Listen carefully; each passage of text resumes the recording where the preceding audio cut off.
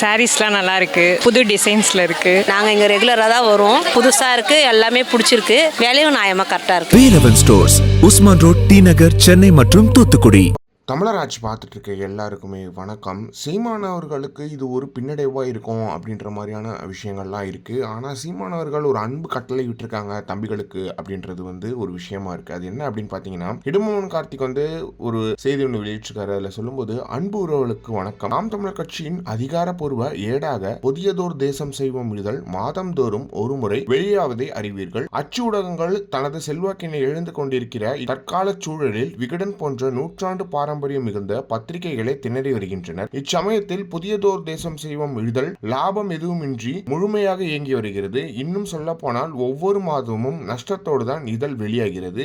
இதில் லாபமாக கருதுவது அண்ணனின் பேச்சுக்களும் கட்சி செய்திகளும் இதழ் வடிவத்தில் ஆவணப்படுத்துவதும் அது கொஞ்சமெனும் மக்களிடம் கொண்டு சேர்க்கப்படுவதும் தான். இத்தகைய நிலையில் இதழுக்கான அச்சு செலவுக்கு நாம் தமிழர் செலுத்த வேண்டிய பெருந்தொகை அச்சகத்தில் நிலுவையில் இருப்பதாலும் பெரும் பொருளாதார நெருக்கடி நிலவுவதாலும் இதழ் தொடர்ந்து வெளிவருவதில் பெரும் தேக்க நிலை இருக்கிறது.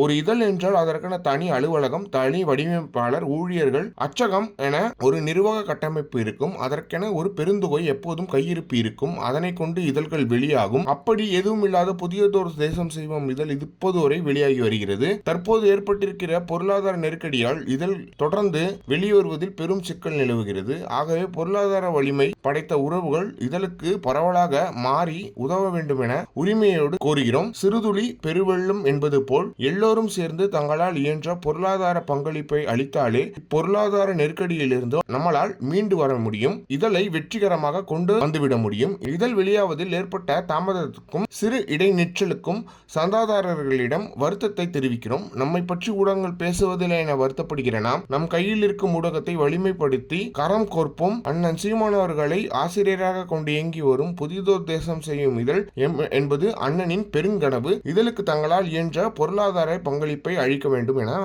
இடும்பன் கார்த்திக் போட்டிருக்காரு. எனவே இது சீமானவர்களுக்கு ஒரு சின்ன பின்னடைவாக இருந்தாலுமே கூட நம்மளாம் சேர்ந்து சீமானவர்களை வலிமைப்படுத்துவோம் அப்படின்றதுல எந்த ஒரு மாற்றமே கிடையாது. எனவே இதை பத்தி நீங்க என்ன நினைக்கிறீங்க அப்படின்றது மறக்காம கமெண்ட் பாக்ஸ்ல சொல்லுங்க.